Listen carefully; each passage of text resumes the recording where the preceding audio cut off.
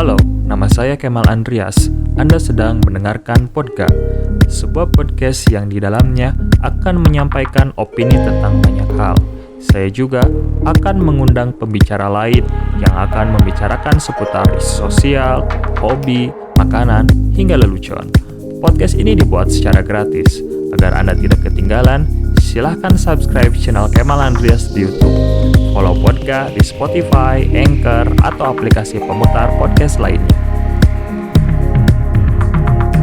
Kalau di sini Pak Hayat sama Kang Entis, kan di sini kebanyakan mungkin ada sawah dan ada juga ladang gitu. Ada dua-duanya di sini. Kira-kira dari mana nih belajar berladang dan belajar menyawah gitu? Apakah ada sekolahnya atau dari orang tua atau gimana sih proses belajarnya sehingga bisa berladang? Oh, tentang belajar, emang aku kalau belajar dari luar itu emang nggak ada, cuman belajar dari orang tua lah. Ngikutin orang tua. Seperti gimana bapak, misal kalau bapak sama ibu,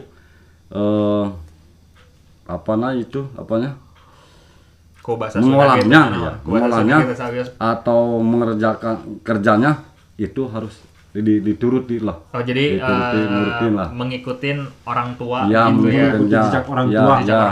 Jejak orang tua. Kang Tis gimana? Cara bersawah apa ngikutin kakak atau dari orang tua? Ya seperti kakak juga ngikutin orang tua gitu. Istilahnya Jadi, kalau bahasa Sunda tuh nanam padi turunan lah. Nah, mungkin yang ada pertanyaan yang ingin dikembangkan. Dulu Kang Tis ini dilibatkan langsung kan oleh kedua orang tua untuk berladang dan bersawah. Pakai juga punya Nah, ini yang disebut dengan parental learning. Ya. Proses internalisasi. Ya, proses pewarisan pengetahuan dari kedua orang tua kepada anak-anaknya dengan melibatkan langsung anak-anaknya ketika melakukan kegiatan bersawah, bertani, kemudian menjelajah hutan. Makanya tidak heran kalau anak-anak dari keluarga petani itu ya kecuali yang tidak mengenyam ini ya, kecuali yang sudah keluar dari kota atau sudah mengenyam pendidikan tinggi mungkin akan berbeda. Tapi pada umumnya mereka bisa bertani dan berladang karena ada proses tadi parental learning, pelibatan anak-anak langsung ke lapangan. Pakai juga udah terlibat sejak kapan di perladangan atau pertanian? Dari umur 15 sampai 20, sekarang udah nyampe umur 55 lah. 55 tahun. Wow, luar biasa. Tetapi kan ketika anak-anak Pak Hayat diperkenakan oleh kedua orang tua dibawa ke ladang, dibawa ke sawah, dibawa ke hutan. Oke. Kang Tis juga Iya sama seperti itulah. diajak ke ladang gitu sama orang tua. Cara nyangkul kayak gini, misalkan cara ngadek nebas itu kayak gini gitu. Memotong. Iya, memotong kayu itu. Dia nurutin orang Ngikutin tua. orang tua. Makanya kita tuh bisa belajar dari orang tua, bukan dari orang luar gitu. Dari orang lain Iya. gitu ya. Iya. Jadi semuanya memang proses belajar dari orang tua. Ya, seperti itulah. Dan kemudian pernah nggak sih melakukan semacam, kan dulu orang tua nanamnya misalnya nanamnya tuh padi tertentu atau tumbuhan tertentu. Terus Pak Hayat atau Pak Hayat atau Kang Entis pernah nggak sih mencoba melakukan perubahan, misalnya jika nama baheula nanam ieu kayaknya nggak cocok, terus diganti jadi apa gitu, pernah nggak sih? Iya pernah juga. Contohnya apa? Contohnya apa? Di misal kalau dulu apa terus yang diganti sama Albasia mungkin introduksi Albasia. Itu Albasia. Ya, dulu mah kalau zaman Bapak emang tentang Albasia itu gak ada, tapi cuman ada. Nah, kalau sekarang itu banyak. Oh, itu dulu ada tapi nggak banyak. Kalau sekarang banyak.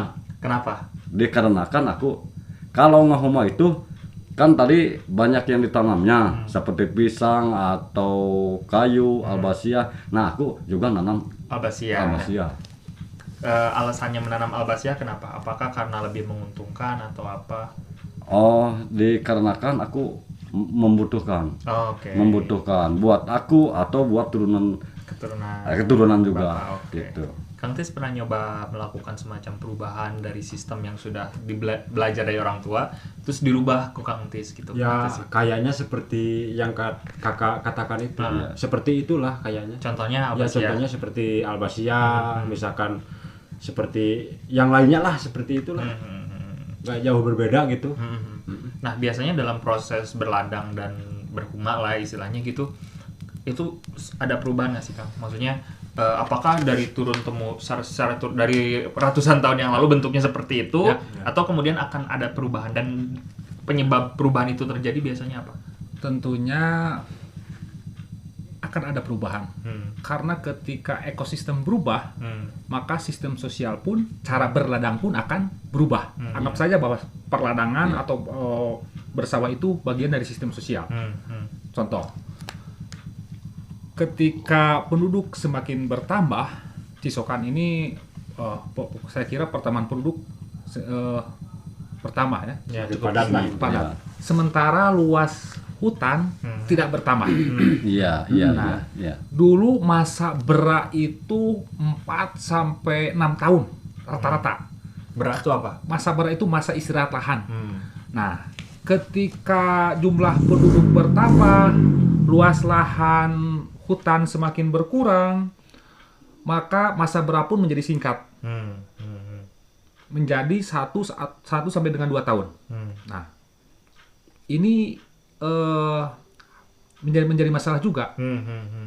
Karena masa berak yang berfungsi untuk menyuburkan tanah itu menjadi terhambat. Jadi lebih dipotong gitu ya waktunya. Ada pemotongan waktu. Karena kebutuhan sumber daya dari populasi yang semakin banyak. Semakin banyak, betul sekali. Okay. Jadi sebenarnya bakal ada perubahan sebenarnya. Maka tentu saja. Kemudian dengan adanya Green Revolution, revolusi hijau, terutama dengan adanya introduksi pupuk kimia, pestisida kimia, para peladang pun atau petani pun menggunakan pestisida kimia untuk menanggulangi gangguan hama. Oke. Nah, jadi masuknya teknologi baru untuk mengusir hama gitu ya. Kalau dulu mungkin tidak demikian. Dulu gimana? Dulu hama gimana caranya sebelum untuk adanya pupuk kimia, pestisida. ada pestisida kimia, Endrin, pestisida kimia itu Endrin mungkin. Ya kalau dulu emang bisa dibilang juga itu ada juga atau banyak gitu ya dari dulu juga. Ada pupuk-pupuk tradisional ya Pak. Pupuk tradisional, kemudian pestisida yang tradisional mungkin dengan menggunakan orang-orangan sawah untuk mengusir hama, kemudian menggunakan ramuan-ramuan tertentu untuk mengusir hama. Dan juga itu hamanya itu kalau maling ya, bisa dibilang maling. Kalau aku nanam, nah seperti kayak monyet tuh ya. Monyet. Di sini banyak monyet. Nah, kalau dulu nggak begini atau nggak maling banget gitulah. Oh, jadi dia nggak terlalu gitu, nggak terlalu maling.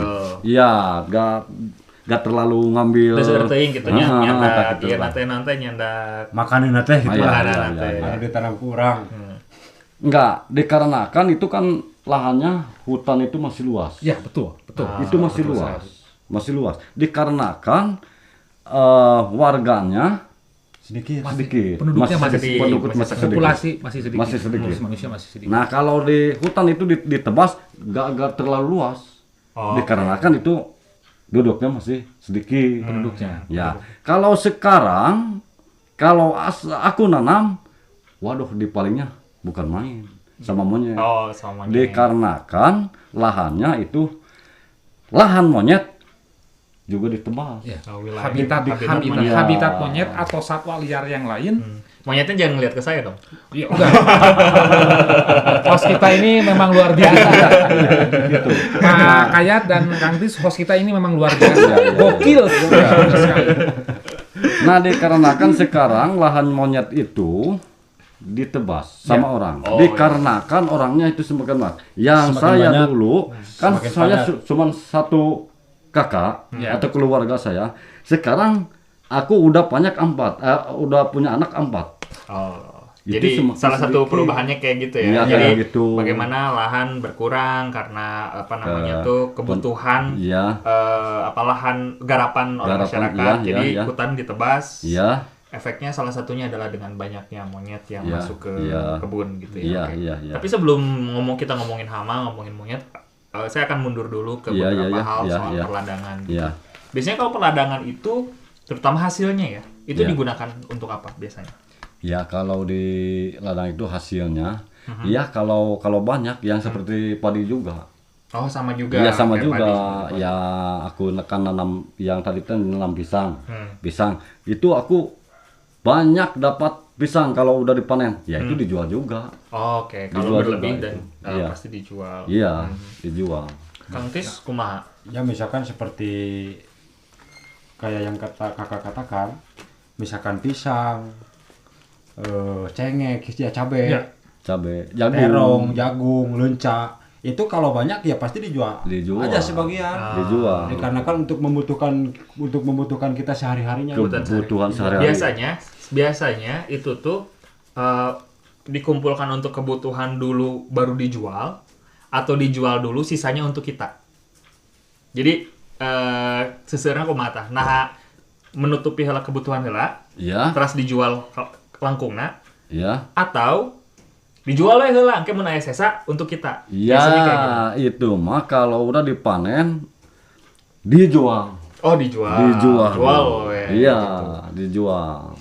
Aya langkungna untuk Kita juga. untuk kita. Oke. Kebutuhan. Iya, untuk kebutuhannya. Sebenarnya pola seperti ini itu sudah lama nggak sih Kang? Kalau Kang melakukan banyak riset di banyak tempat, maksudnya gini, apakah masyarakat sebenarnya ketika berkebun itu tuh memang untuk dijual tujuan utamanya, kemudian sisanya untuk kebutuhan sendiri, atau sebenarnya kalau zaman dulu mah mereka mah berkebun untuk kebutuhan sendiri dan surplusnya dijual gitu. Iya.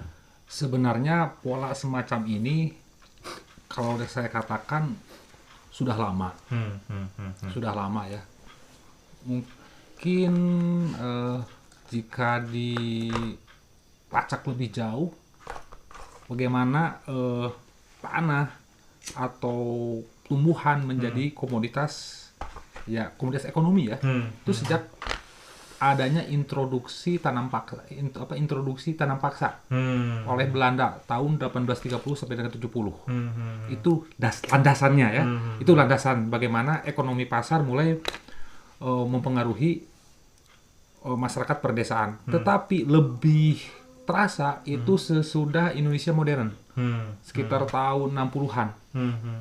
Masyarakat sudah mulai mengenal uang, transportasi mulai masuk ke perdesaan, introduksi pupuk kimia dan lain-lain. Nah, ini merubah mindset penduduk pedesaan. Oke. Jadi mereka sudah mengenal uang, kemudian sudah itu mereka juga berpikir rasional lah, kalkulasi ekonomi. Iya. Kalkulasi ekonomi. Iya. Karena apa? Ekonomi pasar sudah mulai masuk.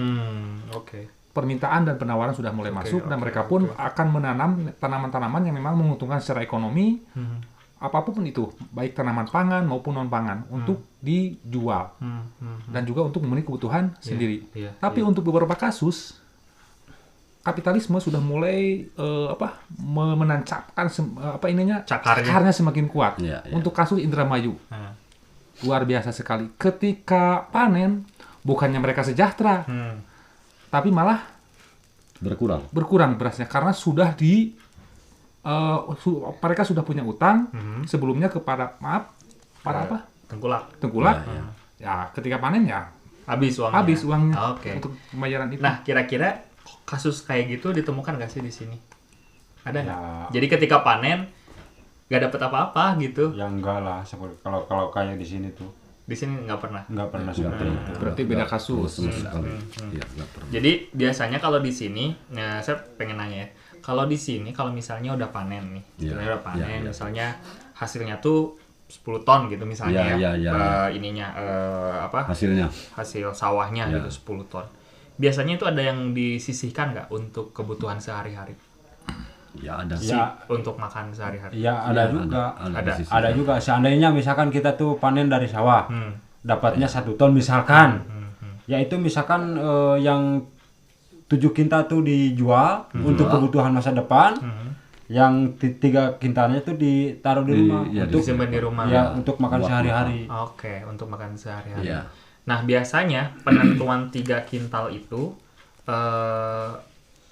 apakah misalnya digunakan iya mah kira-kira 3 kintal teh dugi ya nepi panen deui gitu. Ya seperti itu misalkan dia diukur-ukur dulu lah. Diukur-ukur dulu misalkan nyampe atau kagak ini. Nah, Misalkan tema dari sekarang nyampe panen lagi. panen deui.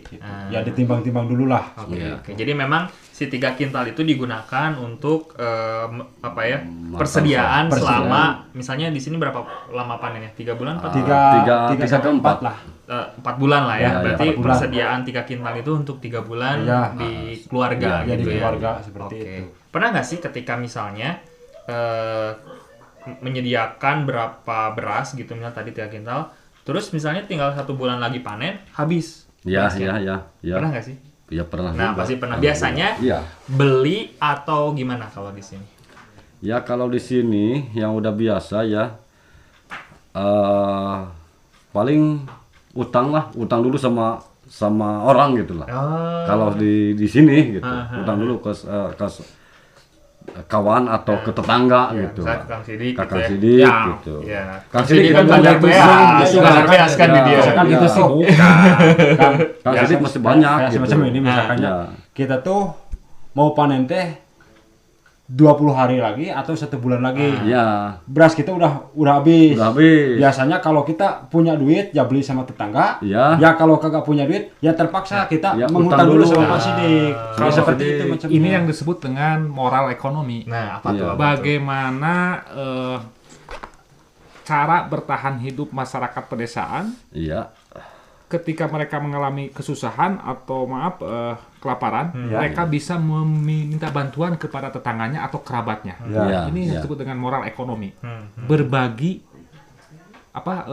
asas saling berbagi lah. Asas saling berbagi. Saling berbagi, Oke. saling tolong menolong. Saling Iya. tolong-menolong. Iya. Bagaimana hidup berada pada para subsisten dengan tindakan-tindakan yang saling tolong menolong intinya. Iya. Saling tolong menolong. Ya. Ya. Jadi sebenarnya ya untuk masyarakat pedesaan seperti di sini atau di Cisokan gitu nggak mungkin mengalami kelaparan sebenarnya. Enggak mungkin kan, enggak. ya kan? Karena ya tadi ada apa namanya istilahnya moral Ekonomi. ekonomi. Iya. Moral ekonomi. Di mana kita kehabisan kita bisa pinjam ke teman atau Iya, ke tetangga iya, gitu iya, kan. iya. Dan tetangga pasti ngasih. Iya, ya. pasti Iya. ngasih lah. Dan mungkin di satu waktu tetangga pun mengalami hal seperti itu dan pinjam ke kita kan. Ya, Iya, seperti iya. itulah. Seperti Dan itu. kita mungkin pasti akan Ngasih sama dia kan. gitu. Oke. Dan itu sesuatu yang mungkin akan sulit ditemukan di perkotaan, benar nggak sih? Tidak ada. Tidak ada ya?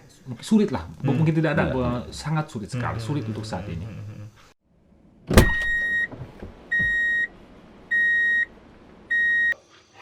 Apa sih yang mungkin membuat perubahan bisa terjadi di desa? Secara ekosistemnya masih tetap sama desa, tapi secara sistem sosial bakal berubah. Ya kalau sekarang tuh agak sulit. Agak sulit juga. Sulit mana? Hah? Sulit apanya? Dikarenakan kan saya orang desa. Tapi secara ekonomi terpenuhi nggak sih jadi petani? Ya Paling berpengaruh itu luas penguasaan lahan. Kita kembali ke luas penguasaan lahan. Hari ini rata-rata penguasaan lahan di desa itu kurang dari 0,5 hektar. Iya. Di sini. Iya, Termasuk di Cisokan, Pak. sokan. Iya. Kurang dari 0,5 hektar dan ini menjadi masalah juga. Masalahnya ini ya. Iya. Dilakukan karena memang sudah hobi berburu. Terutama untuk babi hutan ya, gitu ya. Iya. Atau berburu karena si babi hutan ini menyerang lahan-lahan pertanian.